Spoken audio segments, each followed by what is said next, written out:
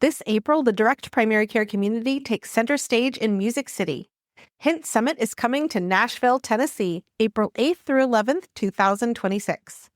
In addition to 2 full days of direct care content, Hint Summit 26 will wrap up with a new spin on the Day 3 Growth Bootcamp, designed specifically for direct care leaders who want to grow their practices in 2026. This half-day hands-on session is for expanding clinics in any stage of growth, with topics like growth marketing in the era of AI, launching a new service offering, employer sales, and more.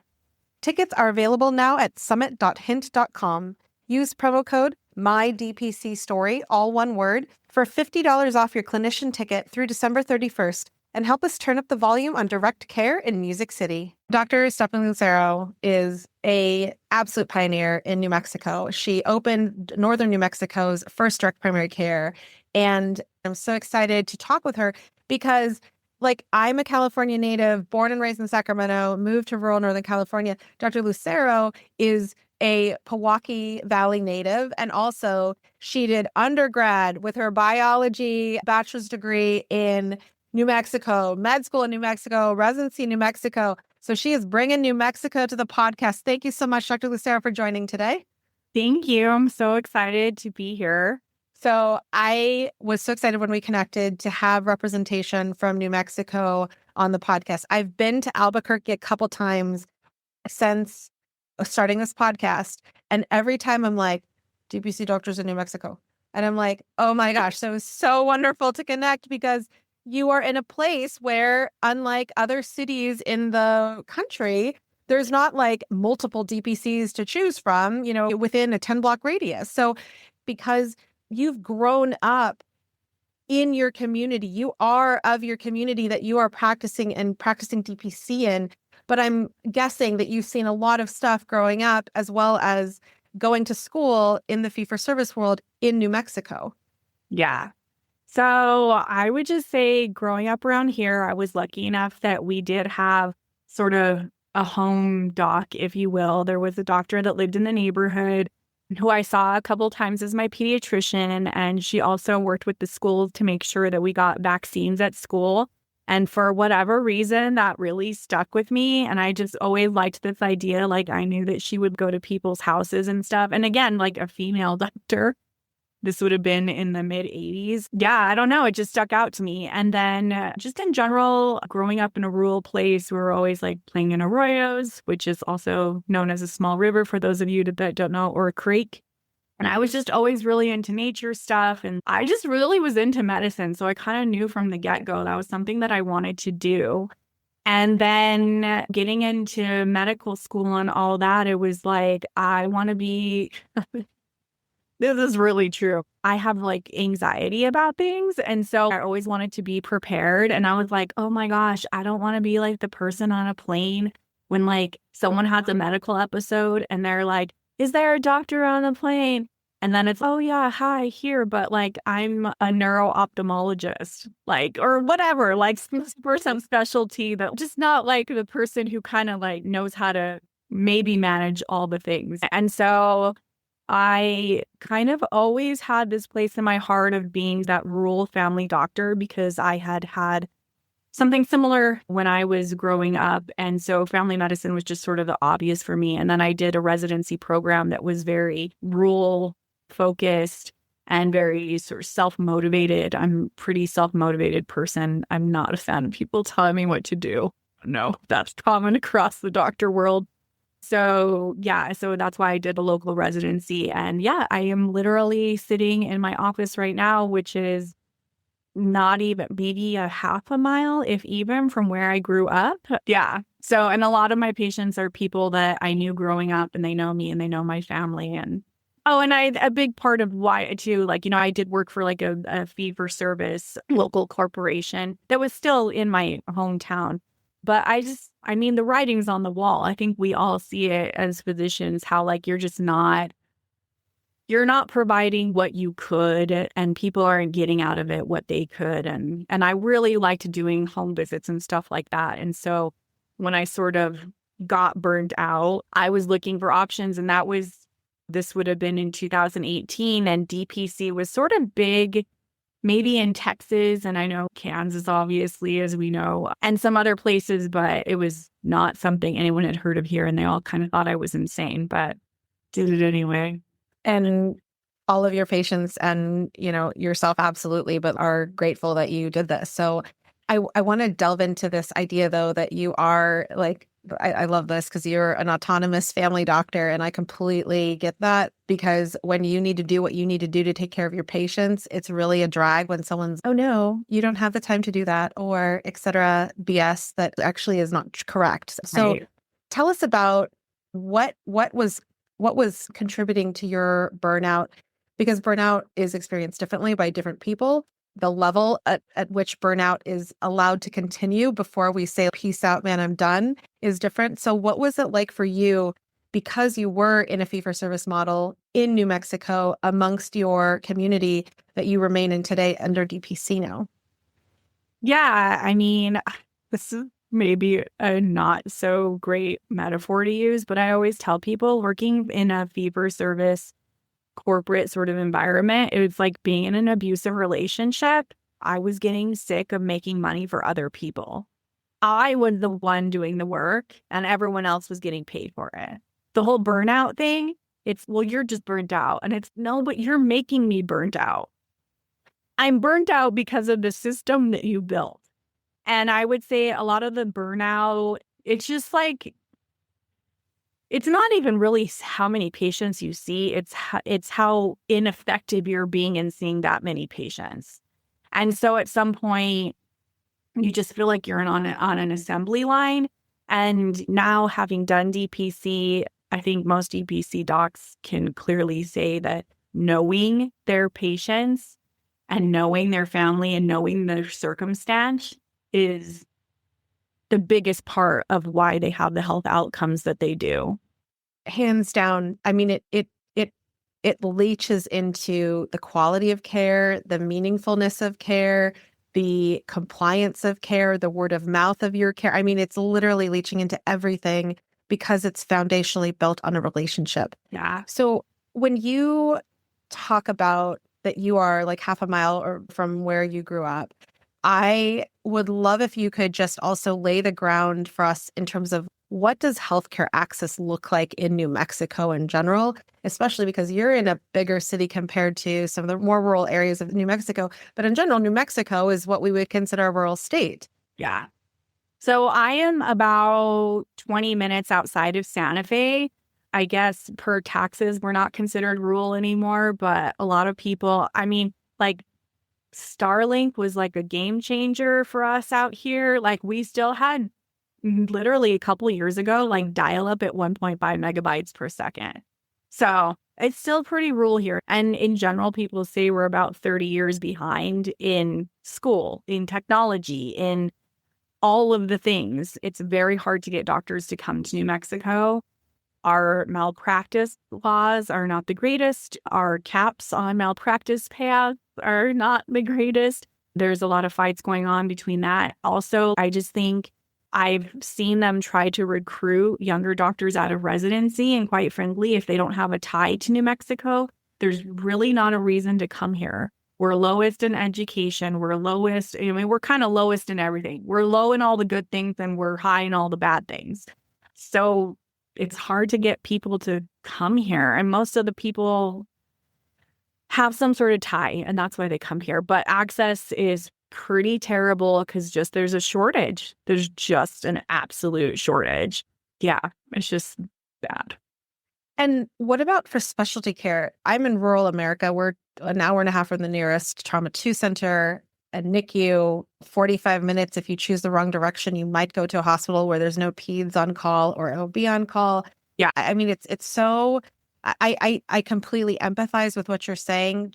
I'm in freaking California. This is insane. Yeah. It's 2025. Yeah. But I will say it makes me think of how when I was at Creighton, there was a Widgie program that some of the dental students were part of that they got their dental school basically paid for if they returned to New Mexico. And my girlfriend in dental school was from Albuquerque. So she went back there after graduating Creighton. But I think about that, just hearing everything that you're saying, it makes me want to ask you about what would you say to those people who say DPC is concierge medicine, DPC is for rich people? Because that is a big thing that policymakers, ivory tower people who don't actually see patients anymore, who are not boots on the ground, claim that DPC is, in fact, Oh my and it is gosh. not. No, that is my pet peeve. That is my trigger. When people will be like, oh, aren't you doing that concierge thing? I'm like, no. I am not doing concierge medicine where they bill your insurance and the monthly fee is generally on the higher end. DPC does not involve your insurance, and it's trying to stay as affordable as I can within reality of living in this economy. And I have patients from all walks of life. I have very well-off patients, and I have patients on Medicaid that are like, it is well where they have so many things going on medically, and they just need that help navigating the system, and they prioritize their health in certain ways, and that's where they send their money. They'd rather pay me my monthly fee so that they make sure that all the ducks are in the row than be thrown to the wolves in the big system. It's so interesting. I was mentioning right before we started recording that I have just come from Washington, D.C., and I was there speaking amongst different people in our government, but I was really excited to hear your Senator Lujan, talk about we have to go forward. And this is not a political thing in terms of one party is right over the other. It's literally people in this country need things, including healthcare. And we're recording this right after there's a claim that SNAP will be funded. To what extent, we don't know. When that will happen, we don't know. But I think about, even yesterday, I had a conversation with a patient and her daughter, who's also my patient, about how do we have too much reliance on the government and whatnot. And I would like to also just call out New Mexico for its innovation when it comes to even basic things. I'm a mom of 2 little kids. If I lived in New Mexico, I would have childcare and not have to worry about childcare. You guys have been completely innovative. And I think about that you're really doing things, including, and especially your DPC, but you're doing things that are community-based. And whether or not you believe we have too much reliance on government or not, I'm like, it doesn't freaking matter if at the end of the day, you're just like, dude, I need a doctor. I agree. I think most doctors can agree that medicine or healthcare, whatever we want to call it, should be apolitical. It really isn't. Just like I have patients financially from all walks of life, I have patients politically from all walks of life. But guess what? They all agree on this, that they like DPC. I mean, that's why they're here. They all want access to a doctor that they can talk to openly. And I mean, honestly, a lot of what I do is just helping them navigate the healthcare system because it's ever changing, and they're totally lost in it. It's no different than hiring a lawyer to help you navigate the legal system. Amen. And I think that it's funny because when people are talking about their elevator pitches and whatnot, it definitely can change over time depending on where a person is practicing. But I think that that's something that is not commonly mentioned because it's not even something that it's almost like you need to do that, but you don't necessarily have a name for what that is in the navigation of healthcare. I mean, I just watched one of the best memes. A comedian was like trying to explain American healthcare and co-payments and all the stuff, deductibles to a Canadian comedy audience. And it was just like, this is so funny, but also super messed up. Yeah. It's so complicated and it's ever changing. I mean, it'd be one thing if every insurance did the same thing, but not only do they not do the same thing, they change what they're doing in the middle of the year or randomly.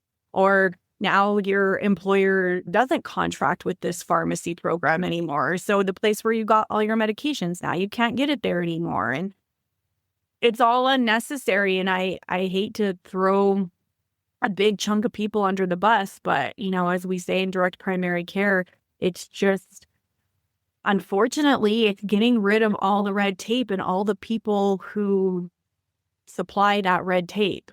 It's just, that's why it's called direct, because it's from me to you. And there's so many things that we could be doing, all the home testing, there's so many things that are cheaper, more efficient, direct, whatever word you want to use, just efficient, not wasteful. I don't know why anyone in this country would it be for things that are going to save money, except for the reality is people will lose jobs if we move to a more direct way of doing healthcare, because there's a lot of jobs in between us and insurance.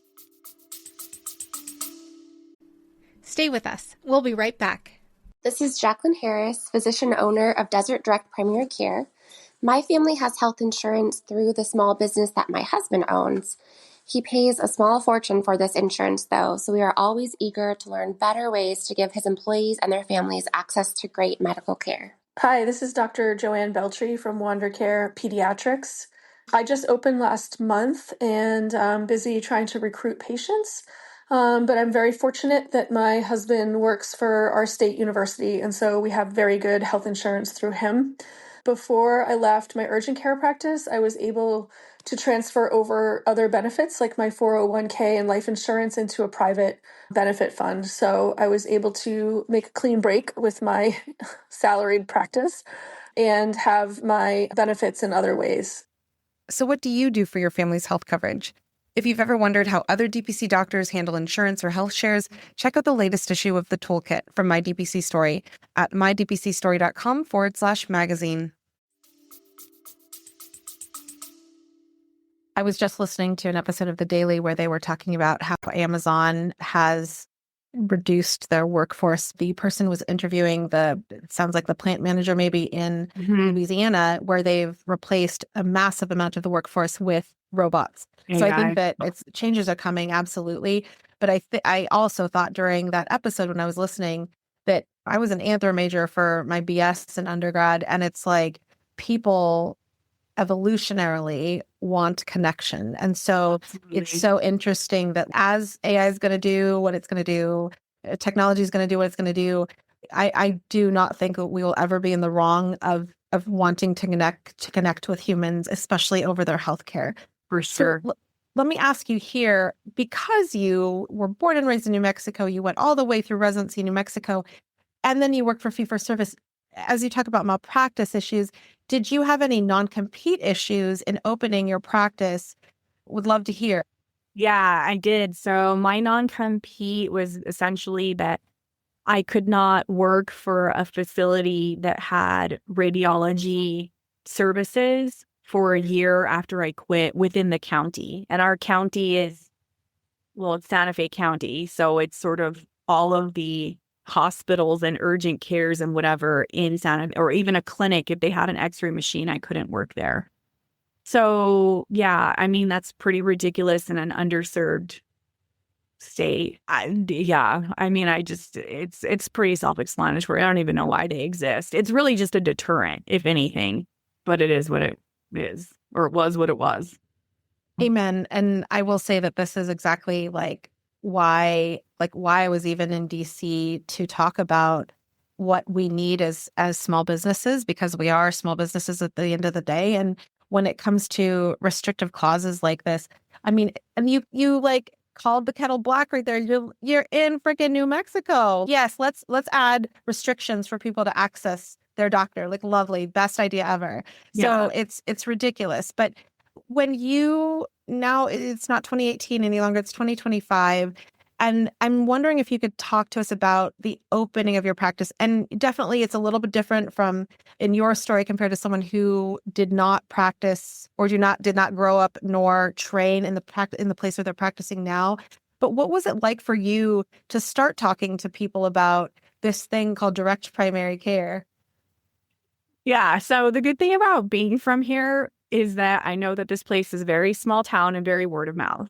And because my parents grew up here and I grew up here, it was a lot easier to spread that word of mouth. But it was a hard sell. People did not, I would say still around here, if you ask someone what direct primary care is, they'll be like, well, that's concierge, right? That's like boutique medicine or whatever the term they want to use. And I'm like, I am getting tired.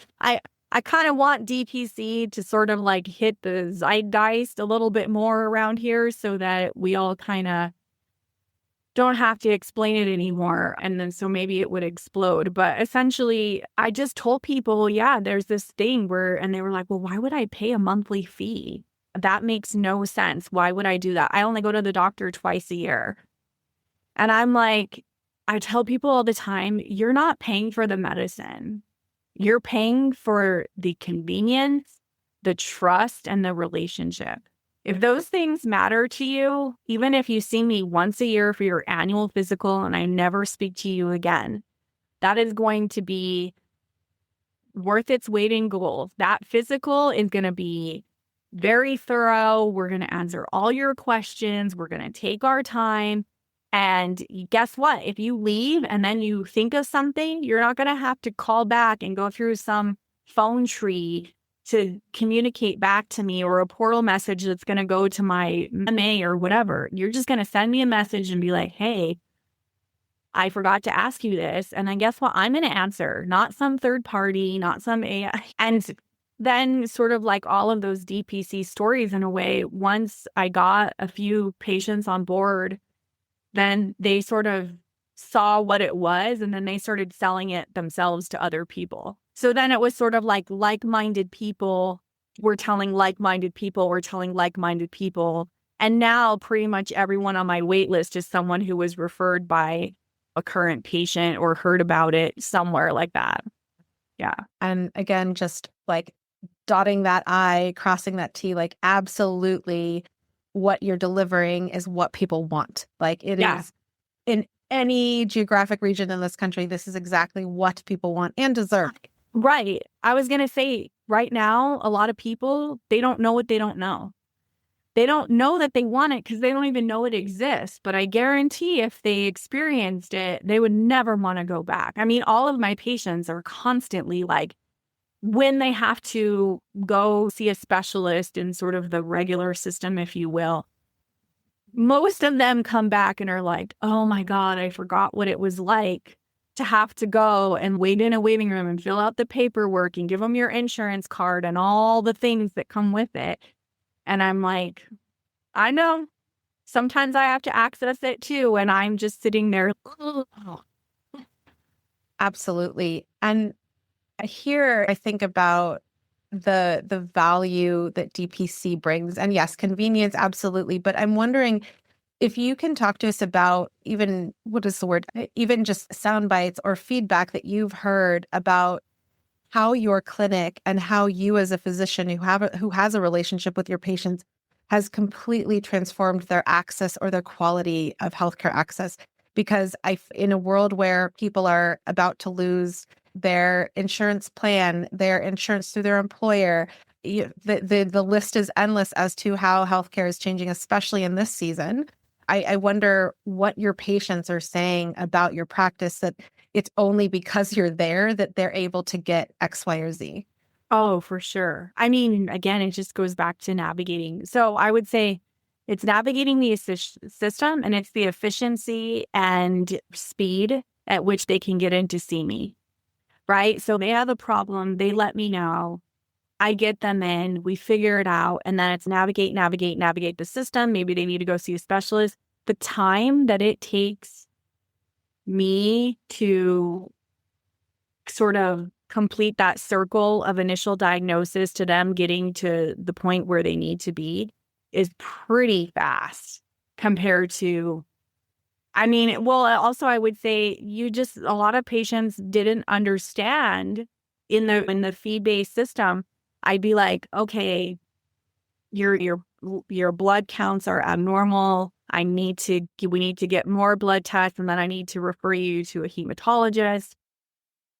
That was sort of lost upon them. And oftentimes they would leave and they wouldn't do their blood work. So then I never got the results. And then they're one of thousands of patients. So I'll like remember them when I'm lying in bed one night. Oh, what happened to that person? And did they ever do their labs? And then I'm trying to chase them down, and maybe they've gotten lost in the mix or whatever. And so just the delay in that, as we know, can be detrimental. And I would also say that I do also do hospice work on the side. And it is so devastating to me how many of those cases would have been prevented by someone having access to a good primary care doctor.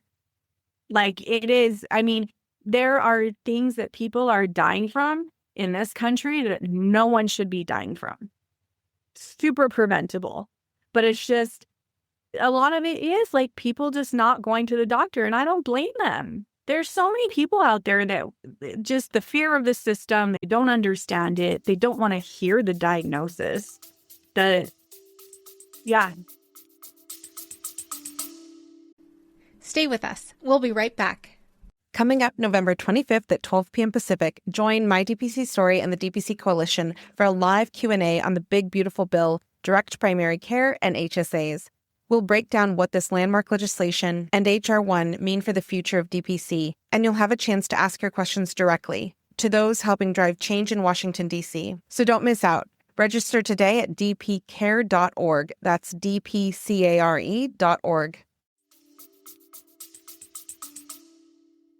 I mean, I think about, we've all had patients where it's, oh my God, how did it get so bad is like the question we're asking ourselves. I remember the person who had a skin cancer. It was a melanoma that had taken over half of her face.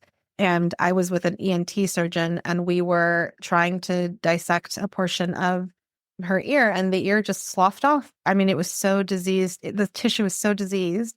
And I think about patients who have come over to DPC and they're like, I didn't get this addressed before because I didn't think that I could afford testing to follow up for something, or I didn't think that I could afford the medicine, or I just hate going and sitting. Right. And after waiting 9 months to see a person who's not even a physician to tell me like whatever they're typing and not actually look at me in the face. And so, I mean, there's so many reasons that the healthcare system can be improved. And it's literally what we're able to take in all that feedback and then change our practices to be with our patients in what they need and what they're looking for. And like you're saying, and not putting them in the poorhouse by charging concierge fees as well as billing insurance. So that's awesome to hear, though, how your patients have learned the value of direct primary care and what you're doing as a doctor. I'm wondering here in terms of like when I was looking for DPC physicians in New Mexico, I asked this just because I do think that we're going to see more of this in the future. People on the podcast are very aware that my husband was let go because the model that we were working at went to a non-physician model. And I'm just wondering, like in New Mexico, there's a lot more that I can find non-physician providers compared to physicians, aka you, in the state of New Mexico providing direct primary care. And I'm wondering if you can talk to us about trends that you're seeing when it comes to non-physician providers, as well as what things are you seeing because of those trends? Yeah, I mean, trust me, I'm not an expert in New Mexico medical law by any means, but I would just say is my experience in living here is that because we are such a rural state, I know that there are a lot of clinics and facilities that just because of their reimbursement rates that they get, they can't afford to pay what a physician might want. And New Mexico is a state that does allow nurse practitioners in particular to do a lot of stuff that maybe in other states they can't. And so New Mexico definitely is a place where I've seen a lot of nurses go the nurse practitioner route because they are able to do so much stuff independently here. And I don't want to throw Ps and NPs under the bus. It's just like physicians. There's really good ones and there's really terrible ones. And it's the same for Ps and nurse practitioners. Absolutely. It's just the reality is our training is different. It just is. And so there's just certain things that a physician can do that maybe some PAs and other nurse practitioners can't legally, I mean. And then I would just say I have so many friends, colleagues, and sort of remote acquaintances that get a hold of me on the down low to be like, hey, how's it doing in DPC world? I'm thinking about doing it. I'm moving to do it. And not just primary care docs. We're talking OBGYNs. We're talking dermatologists. We're talking other people who are like, even in the specialized world, it's just not working for them. And they're like, hey, I'm only getting a certain percentage of whatever company A is billing out for me. I could be making 100% of this and not seeing as many people and giving better care. And I think that the reality of that phenomenon is that we're just going to need more people. Because if we all, and I'm not naive to the fact that when I left my old clinic, I took a very, very small fraction of those patients to my new, right? And so that leaves thousands of other people in that pool sort of scrounging to get in. And again, there was already a doctor shortage before, and now it's just, I'm not naive to that. And it does make me feel bad sometimes that I don't see more people, because pretty much everywhere I go, someone's asking if I'm taking new patients or how long the wait is or whatever. But I don't know, got to take care of myself too. And I think about, though, something that Dr. Naz Mohammed said in his interview, the idea that you have good, fast, or cheap, and you can only have two at the same time. And I think about that when it comes to healthcare. Like, I totally hear you, and I empathize with that feeling that I think is also put on us, that like we're supposed to see more. But I think about also that I really love that you said, like, you have to take care of yourself, because hell yes, if you don't have yourself, you cannot take care of anybody else. And so it is so pertinent, and you are spot on when it comes to specialists as well. The conference that My DPC Story and FlexMed Summit just hosted had over 100 people, most of whom were specialty doctors, not in primary care focused, and also surgical specialists who are looking to do care exactly as you're talking about, directly for the patient. So there's so many opportunities in this world. And I love that, again, and this is why I'm so excited for you to be on sharing your story, is because hearing like how it's going in New Mexico, what services are needed in New Mexico, there's so much space for innovation, as well as building that innovation with the patients and our own ability to survive under the model that we're building in the future, or in building going into the future. There's so much innovation that can happen. And if we're not a part of it, we're going to be on the menu, like 100%. Oh, for sure. No, I would love to see New Mexico. My little New Mexico that's always so far behind. I would love to see them be the front runner on figuring out a potential solution to this sort of healthcare debacle that we're in. And I think New Mexico does think outside the box in a lot of ways for a lot of things. And I would love to see them do that with healthcare. Yeah. And when you spoke about access to doctors and just what it looks like in New Mexico on the medicine and in our world medicine type of or medicine side of things, I'm wondering if you could also talk to us about how you're making community connections, even like within the state, because people are like who are doing physical therapy or speech therapy or whatnot, people are even in those worlds are offering telemedicine care. So how are you making connections with people who are like super excited to know that you and your services exist, because you do hospice work also, and you do home visits on top of primary care? Stay with us. We'll be right back. If you're looking for tools and guidance for your DPC journey, check out the resources page at mydpcstory.com. You'll find our Start Here guide, links to upcoming conferences, our Substack newsletter, and so much more, all curated to help you succeed in direct primary care. Yeah, no, I mean, the home visit thing, honestly, I could probably just do home visits 100% of the time. It's huge, especially out here, because, well, in general, we all know the baby boomers are aging. And in a rural area, there's not a lot of public transportation. So, and then even if there is, even if you live in a place where there's really great public transportation for elderly, disabled, whatever, the family member often has to get up, get that person ready, get them out of the house. Often they don't want to leave the house. The home visit thing is huge. I really could just do that 100% of the time. And so there's that. And then I try to do telemedicine whenever it's sort of convenient for people. For sure, we do get snow here. For those of you listening, New Mexico does get snow, especially northern New Mexico. It is not just some flat desert. Everyone's always like, "Do you go skiing in New Mexico?" And I'm like, yeah. So, yeah, no. During the winter, because I personally am not a fan of driving in bad weather at all, I will make it super convenient for them. Hey, there's a storm coming in.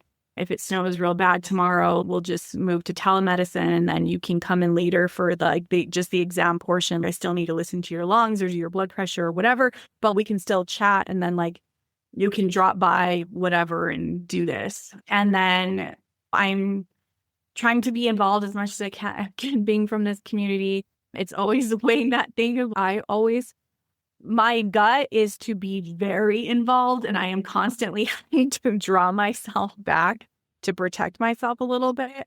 But there's all kinds of things that I'd like to do with like the schools. I go talk to my old residency program. I do go talk to all the schools, the school I graduated from. I go talk to them about career day. I've had kids shadow. I've talked to kids just like randomly when I'm out about. They're interested. They want to know about our New Mexico has a BA/MD program. So they want to hear about that type stuff. Yeah, I'm still involved in sports. My kids play sports here, and I talk to their friends and family, and I took care of a lot of them when they were kids. And so, yeah, I'm like super ingrained. Yeah. Always trying to get the word out. People still, again, it's that whole concierge thing. Oh, aren't you doing that thing? And I'm like, oh, no.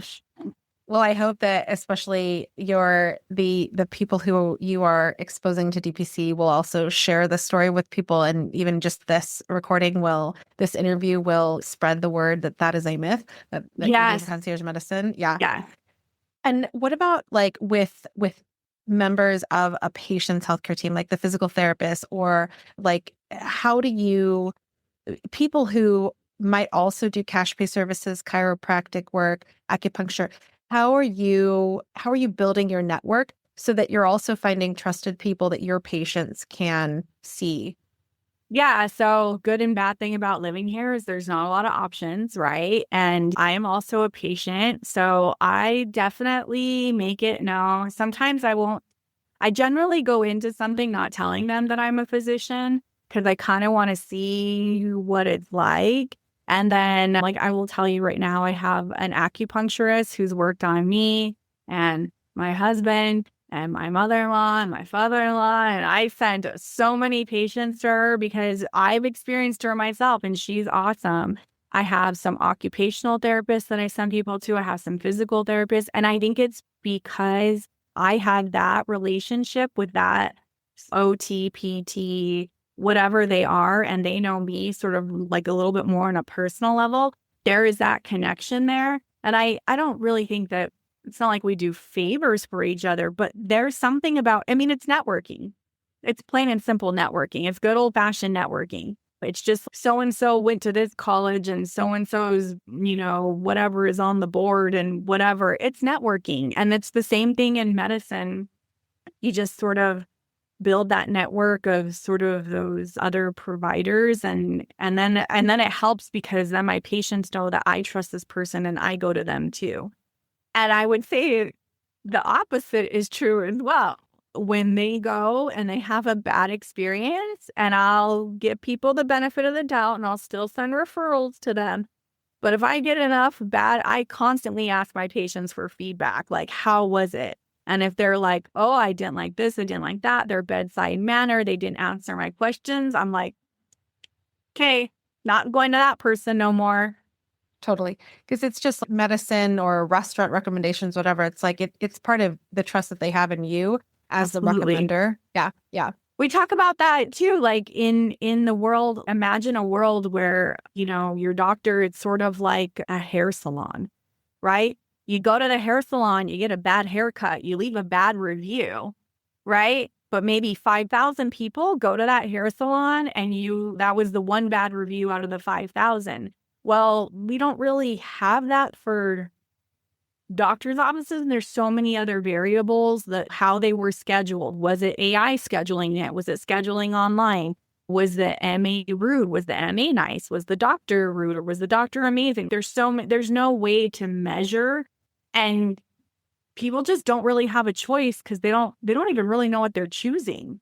People will ask me, do you know a good so-and-so? And I'm like, well, either I did and now they're not here no more because they left New Mexico, or they're good, but the facility in which they practice, I can't really say a great thing about. So I don't know what to tell you. That's so true. And again, I can completely empathize because I literally have one where I'm like, the doctor's amazing, the front staff not so much, but that's where I need you to figure out if you want to go despite the front office being not so nice all the time. Right. And I tell them, like, I'm more than happy to help facilitate the conversation or get information. But I will tell you that this is the option locally.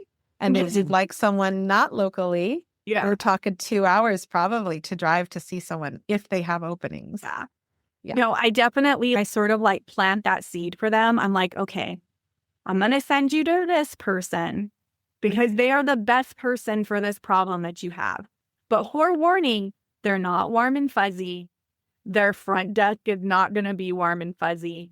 You're probably going to have to drive over there in person to make an appointment because no one's going to answer the phone. But despite all that, this is the person you want to see. Just know going into it, they're not going to give you a hug at the end and tell you to have a nice day. And I really think it helps because if a patient, especially coming from an office like mine, and then they go somewhere like that where it's just maybe cut and dry. But if they're going into it at least with this expectation of, oh, she said that this is kind of how this person is. And I'm like, especially like with surgeons, sorry, I know there's some great surgeons out there, but it is totally the stereotype. I'm like, they're probably not going to want to sit down and chat with you about your life story the way I do. That's just not how surgeons roll. If they're in the room with you for 2 minutes, like that's appropriate. It just is what it is. I totally hear you. So let me ask you this, because you have grown in your community to the point where you even have a wait list. I'm wondering if you can just think about changes that you've gone through as a physician entrepreneur, either that you had to or you didn't see coming, or you're like, I know that I'm preparing for, because I think that there's so many people who are listening to the podcast and listening to this interview who are in all stages of DPC. And at any time in our practices, no matter how long we've been open, we can always learn and change based on what we've experienced or others have experienced. So I'm wondering if you can talk to us about top things that you've experienced as a physician entrepreneur that other people might benefit from hearing about from your practice perspective. Yeah, I mean, I think the biggest thing is, and it's going to be different for everybody, but figuring out what you are most comfortable with and what you're not. There's some DPC docs that are super good at the business stuff and they can really market and they can really whatever. And there's other ones like me that like, that is not my forte. I am freakishly private, sort of reserved person. I know it might not feel like that right now, but that's because in my head, this is a one-on-one conversation. But, I would say the biggest evolution has been offering more and more services, right? So I think when I started out, I bought an EKG machine, which was like, I mean, I'm embarrassed to say, but it was like, I had to learn how to do an EKG on someone. Sure, I could read it, but like someone else was the one hooking it up. So I had to learn how to do a machine, learn how to trial and error with the little electrodes and like all of the chaos that came with it. I don't have a spirometer, which honestly, I don't know why. I really should get one. But like new and evolving things like home overnight pulse ox, like that's super easy, right? Like sort of all of these things, or like I have an oxygen concentrator in my office for emergencies. Sometimes I've lent it out to people because they're sick and they just need a little bit of help. And then just different injections and different medications. I think when I started off, I was gung-ho and I basically wanted to offer them a full pharmacy when I first started. And I quickly realized that was going to be a lot of work for me. Well, because I will say that there's not a pharmacy within 25 minutes of where I'm sitting. There's no pharmacy in this town. So if a patient comes to see me and, they need antibiotics, I felt really terrible being like, well, I know you feel terrible, but now you have to get back in your car and drive 25 minutes in either direction to wait at the pharmacy for gosh knows how long to get your prescription. So I continually keep like the Z packs, like the sort of obvious ones in stock. And then of course I keep fluconazole to go with those antibiotics. So yeah, I learned over time, like, okay, these are the things that I'm really going to give out the most. And these are the things that I don't need to be spending my money on. But that's just something you learn. And then also I would say with procedures, like I love doing skin biopsies. Some people aren't going to like doing those. So I have a ton of supplies to do skin biopsies and sutures and stuff. And maybe other DP stocks just don't want to do that. So I think it's for figuring out like what I dabbled in Botox for a while. And then I was sort of like, this isn't for me. Everyone's going to have their things that they really like and they don't like. And you're just going to figure that out over time and sort of what's the most bang for your buck and also what's the most bang for your time, because you quickly learn, especially like in my practice, I don't have an assistant or a nurse or anything like that. It's just me by myself. Like I have to learn like this is worth my time and this is something that's worth me outsourcing. Totally. And I think that it really just goes back to your love of autonomy, even as a person coming up the ranks through medical training. So that's awesome that you're able to make these decisions. I am so excited for people who are in your state, the people who are coming up again, like I mentioned, in the ranks in medicine to hear this, but also everybody whose ears are leaning in because they're thinking about DPC, considering DPC, or like, how can I optimize my clinic? So thank you so much, Dr. Lucero, for coming on today and sharing about direct primary care in New Mexico. Thank you. Oh my gosh, I'm so excited. I really appreciate it. So we are about to close out season 5 and we are about to go into season 6. And it has been almost now 6 years since Asher was on the podcast. So here he is to share another message. Hey everyone, now here's a sneak peek from my mom's Patreon. You can hear the rest of this Q&A commercial, free episodes, plus extra update episodes from previous guests and behind the scenes stuff at patreon.com/mydpcstoryfan.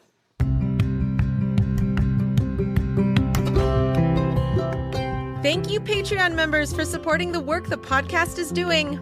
I hope you enjoyed the main feed interview this week. Now, here's some extra content recorded especially for you. Enjoy!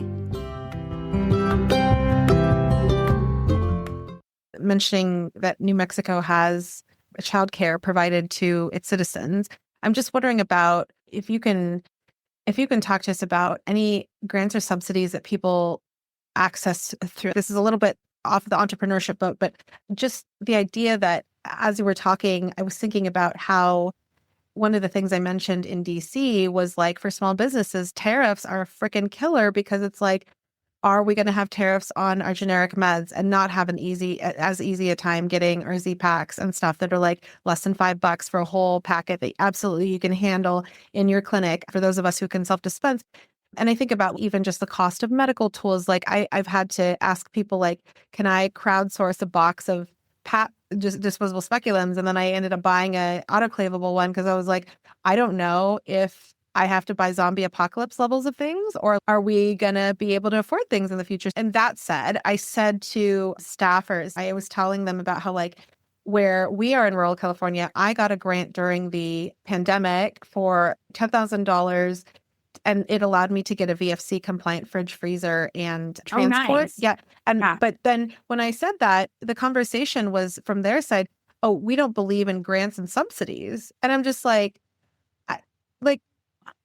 I don't understand that rhetoric. And so I'm just wondering if you can think about your own patients and think about like how grants and subsidies, especially for like how you mentioned the BAMD program. I mean, there's things that, like, if you're going to be so staunchly against something and not even be open to hearing, but actually this actually helps our community. But how do grants and subsidies work in your world, and like from your experience, your patients' experiences? Because it's just, I think about, this is the crap that we're hearing from our policymakers. Oh my gosh, policymakers, if you're listening, I will tell you, like, when the pandemic started, because my office is off of a main road, I was so gung-ho. I was like, okay, I'm going to get a CDC compliant refrigerator, and I'm going to get the state will give me all these COVID vaccines, and then people can literally like just drive off the road. We'll vaccinate them. I was all about it. And then they were like, the refrigerator you bought isn't compliant. And I was like, but it was on the CDC list. No, but it has to have the auto thermometer thing because you have to send us the temperature readings when I was like, well, no one told me that at the beginning. Okay, fine. I'll order the auto thermometer with the Wi-Fi that'll send you the temperature reading and all this. And then it was like, well, what happens if the power goes out? Because yes, in a rural area, the power goes out all the time. Oh, well, you need a backup generator. And I'm like, well, that's going to cost $5,000. And it's like, all I want to do is get these vaccines and vaccinate people. That's all I want to do. And I'm offering to do like that part I was going to do for free. It was just getting all the equipment and stuff that even I was willing to pay for. And in the end, I never did it because there were so many roadblocks. The Wi-Fi thermometers were out of stock, by the way. And they weren't like the vaccines came out. What was it that last, like the first 2 weeks of December or whatever it was of 2020? Yep. Yeah. And then I was like, they were like, oh, yeah, the Wi-Fi thermometers are back ordered until like March. And I was like, oh, well, now what's the point? But I have thought a lot about this also in sense, again, policymakers is like, what if there was a grant that just paid my salary? And then I could see patients for free, meaning they wouldn't have to pay me. That's like a whole other safety net. And we're not even, I mean, I thought about things like if there was a grant to pay me for my time to go do physicals for the school sports programs, then that's a whole bunch of kids whose parents don't have to try to get them appointments to do sports physical. Just all the employment physicals, all of these things that we need just for society to run. TB testing. I have patients that work at places where I have to get TB tested routinely because of doing hospice.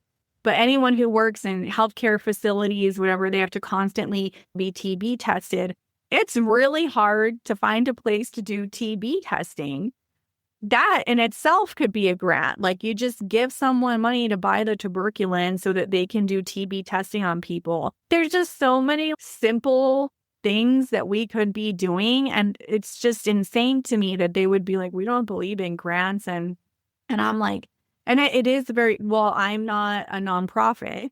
And that was simply because trying to find people to be on my board and all the whatever. And so that just not being a nonprofit excluded me from tons of grants right off the board. And that was very frustrating. And at some point I was just like, I even talked to a grant writer to see about hiring them to find grants for me so that I could do certain things for my community. And that just got to be too much. And I will say here for our conversation, but also for the listeners, do think about that even if you're not a nonprofit, because Big Trees MD is not a nonprofit either, if you are doing something in collaboration with a nonprofit, like for example, Dr. Angela Bymaster, Healing Grove is funded in part by a nonprofit branch of her clinic. And so like if a church or nonprofit organization wanted to fund whatever, you can get the grants through that nonprofit and still be like a contractor or a collaborator with that company, or excuse me, with that nonprofit. So it's definitely a way to get around some of these ridiculous things. But I will say here that this is exactly where it matters. Like for those of you who are like, I would love to share my story. Absolutely. If you have not, come on the podcast. But if you have not also talked to your representatives, this is exactly why it matters to tell them. I get that your belief in da-da-da because your classic example is whatever, but it's let me actually provide you with 20 more examples of how this policy affects small businesses, affects physician access to things, even if we're for profit. And one of the things too that I think about is during the same conversation in the representative's office, when I was talking about PRP offerings, we're talking like hundreds of dollars for a PRP injection, and I can get six syringes of PRP from a person's blood draw. And I'm like, but in the next county over, you could pay $10,000 for the same thing. And so they're like, oh, so but what's your overhead? I mean, what's your margin? I'm like 20%. Like we're not talking 20,000%. We're literally talking like hundreds of dollars versus thousands. And they were completely dumbfounded that, oh, so you're like not doing this for the money. I'm like, dude, if we were doing this for the money, we would not be family medicine doctors. One. Family medicine doctors. Yes, that is a great point. Like, I think just like the world needs to know, trust me. And I wish it wasn't true. Family medicine doctors are not out there like bringing it home. We are not. And we are doing this because, I mean, obviously I don't want to speak for Emily Family Medicine Doc. There are probably some out there that are feel differently. But in general, I would say a lot of doctors go into family medicine because people, they really are, they like those relationships. They like getting to know the whole person. I don't think I've ever heard a family medicine doctor say, oh, I chose this specialty for the money. Pretty sure that wasn't the motivation. Yeah, 100%. The people who said I'm choosing this because I want to go golfing or I want to, it's not once did they say, and that specialty is family medicine. So, yeah, 100%. Not that one. Yeah. Yeah, no, like yeah, there, I mean, that just goes back to that misconception about that word concierge. And to even take this point further, tell us about your pricing, because it's like your pricing for your population that's working for you is extremely reasonable. And I mean, you have a very reasonable enrollment fee.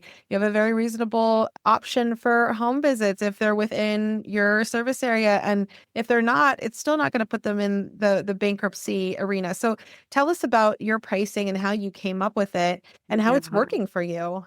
So this goes back to family medicine doctors not being in it for money. Because trust me, I get a lot of people being like, are you okay? Are you making it? Because you should be charging more. And I'm like, yeah, realistically, I could and probably should be making more money. But I mean, so going back to this area where I'm from, again, the sort of economic bell curve, it's all over the place. And I didn't want to price anybody out. I really, really didn't want to price anybody out. And I have some people that are like, you could be charging 5 times that much. And I have other people that struggle to pay me every month. And it just sort of goes back to that thing. It's just like medicine is medicine for everybody. Like everybody is equal upon it. I feel like everybody should have equal access. I'm not really a bougie person. And I just kind of felt like if I raised my rates too high, it would sort of self-select for people maybe that expected more of me and sort of got, and I mean, again, that's probably why I'm so adverse to that word concierge. I'm not like I am your doctor, but I'm not your personal doctor at your beck and call. And I think that went into the pricing a lot. Like I wanted it to be like, this is affordable. This is an adjunct. This is not something that like you're going to be so consumed with pain that you felt like you were going to have to overuse it almost unnecessarily. Totally. And can you say for the listeners, what is your price point? So right now I'm charging $100 a month. I do have some grandfathered in patients at a different rate for different reasons. And then for home visits that are basically within this sort of general little area where I'm at, there's no charge. Because often, this is so, it's almost embarrassing, but maybe people will love this. I mean, I live here, right? So like I might go see someone on my way home, or I'm going out to lunch and then I'm like going to go see them and then I'm going to drop by, or they're on the way to the school or whatever. Like I'm constantly driving around in this area anyway. So I don't charge anything for home visits that are kind of within this area. And then home visits that I have to drive past a certain point, I charge for those and I charge mileage, which I'm still told is like less than what it would be for someone to come look at your appliance. Yeah. So again, like trying to keep it affordable. I don't know. I mean, we could get into the whole soapbox about like retirement and if doctors ever retire. And hopefully I never get hurt or disabled. But yeah, because I mean, it is something that DPC docs and policymakers should hear about if they're going back to grants and subsidies and stuff. If you can subsidize a physician's DPC doc salary, then you wouldn't have to charge as much. And then you could open access to more people and so on and so forth. And that open access to more people absolutely rolls into, oh, more people would choose family medicine and primary care. Wow, look at that. Oh my God, amazing. Yeah. I mean, it's so crazy to think about where we are as a fee-for-service insurance-based system in the majority of how people get their healthcare. access. And I think about how like other countries, the pyramid of what is the foundation, and the foundation here is based on specialty care and like the high ticket, the things that like you're already with cancer, diabetes, or whatever. And in other countries, the foundation is of the healthcare system is based on primary care, and it just outcomes are so different. So it's crazy. I mean, you and I can probably relate in that, you being in rural area in California, me being in a more rural area in New Mexico, but really it's New Mexico in general. A lot of it falls on the primary care physician. It just does. Because who am I going to refer to? And in general, when I refer someone out, like if someone, I think they tore their ACL or something like that, I do that full workup. I get the MRI, whatever, before I send them, because I'm not going to send them to the orthopedist. And then the first appointment is going to be, yeah, your knee's swollen. Let's get an MRI. And then they just wasted that whole copay and time and appointment and all of that. 100%. 100%. And for you to deliver the care that you are, because you don't have staff like you explained, what are the most useful tools that you have or workflow hacks that you've developed? Because there's definitely lots of people who are opening as solo doctors. Yeah. So I really rely on my portal, and I try my best, like even for non-DPC world people out there, if this is your first time listening, I literally have 80-year-old patients that I bring into my office, and I help them log on and learn to log on to their portal. And I download the app on their phone, and I show them how to use it to really keep their information safe, because a lot of them were like emailing me insane things. And I was like, please do not email me stuff. And so for a lot of my technologically disadvantaged patients, I'm like, just call me on the phone. I'm probably not going to answer because I'm probably here, there, wherever with the patient, but call and leave me a message and I'll call you back. But for the most part, I tell people use the portal. I check the portal obsessively because I'm super type A person. I don't like things to pile up on my plate.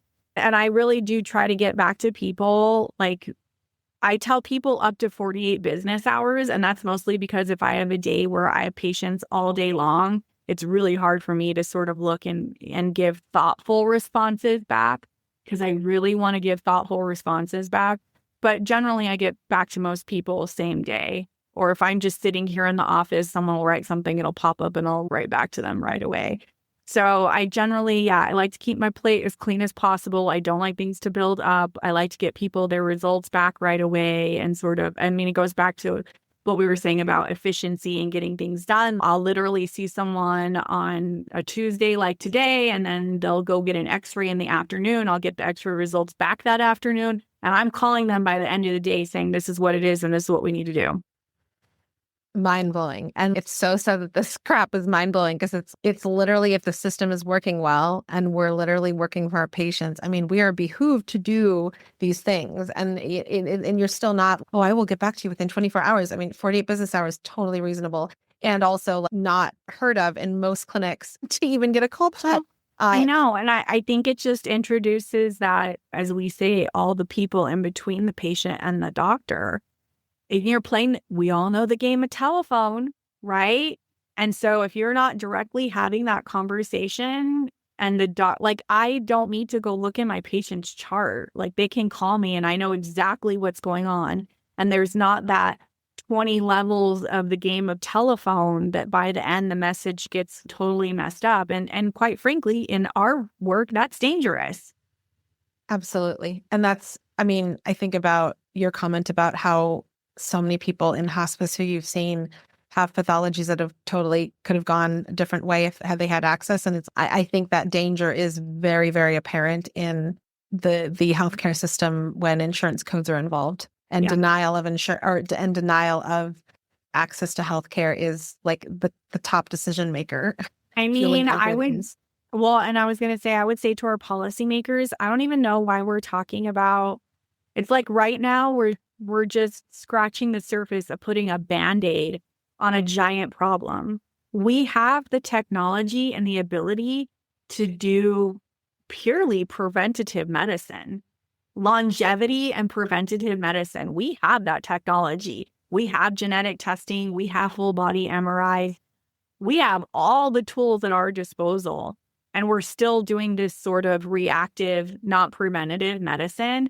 And I don't know why policymakers cannot see that even in their own healthcare. Policymakers that have had cancer, policymakers that have had this, that, and the other. Think about your own healthcare and how what happened to you could have been prevented so many steps prior to that. If as a country, we stopped thinking about Band-Aids and reactive medicine and moved towards super preventative medicine, like we can do that. And I don't know why we're not. Amen. But DPC could be that road. And it is like, I that's what I was going to say in response. Exactly that is we're not waiting for the policy to allow us to do what we're doing. We're just like board certified, licensed physician surgeon. I can do my things because that's what I went to training for. And you did too. So amazing. What is one of the most surprising things that you found out about being an entrepreneur? It's really easy. I mean, everything has pros and cons, right? If you work for a big hospital system, you're going to have all kinds of perks and things, but maybe you won't have control over your schedule. And then when you're a sole practice company, I don't have a lot of like those perks, but I have total control over my schedule. So it's two opposite ends of the spectrum, and there's all the in-betweens, and everybody's different, and they're going to choose what's sort of right for them. But I think that the most discouraging thing was that when I was a resident, so this would have been back in the, like, when was I resident? 2011, 12, in that area. They were like, oh, you can't survive in private practice doing family medicine. Are you nuts? You'd have to see 50 patients a day and the insurance and the overhead and, oh, you'll never make it. And so we were really sold. And that was, I would say now with DPC, there's a lot of people going into private practice. But in general, a lot of those old solo or small group practices were being bought up by all the big hospital-based companies because they really couldn't survive. And I mean, I kind of would say it's really hard to survive as a sole practitioner if you're taking insurance these days. But overall, there's people from all walks of life that start businesses and that are entrepreneurs in all different kinds of things. And then is no different. When you take insurance, I hate to say it, but you're working for the insurance company. You're not doing what's right for the patient. You're doing the best possible option you can do for the patient that the insurance company allows on their time frame or that the patient can afford. So true. See, watch, talk. Hello, this is Nolan here. Yeah. You got it. See how it moves the line? Did you see that? Yes. See? Watch. Say, hi, this is Nolan here. Hi, this is Nolan here. See, it moves the line. Okay, ready? Now, can you say, hi, this is Nolan here. Hi, this is Nolan here. Thank you for listening. Thank you for listening To another episode. to another episode of My DPC Story. Have a great rest of the day.